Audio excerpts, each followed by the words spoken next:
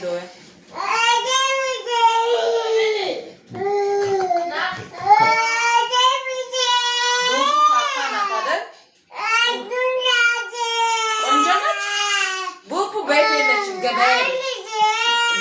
ሙዝ ገዛለሁ ብላ ገበያ የት ናት ያለችው? ቤት ነች። ሚስት ማን ናት? ያንተ ሚስት ቡቡ ነች እና ነች እና የማን ሚስት ናት? እሺ አይቾ ሚስት ናት። ቡቡ እኮ ካካ ናት። ካካ ነች አይደል? ቆንጆ ነች።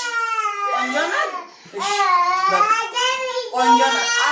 አንተ መድኃኒቱን ስለዋት ናና በልተህ ቡቡ ጋር ትሄዳለህ።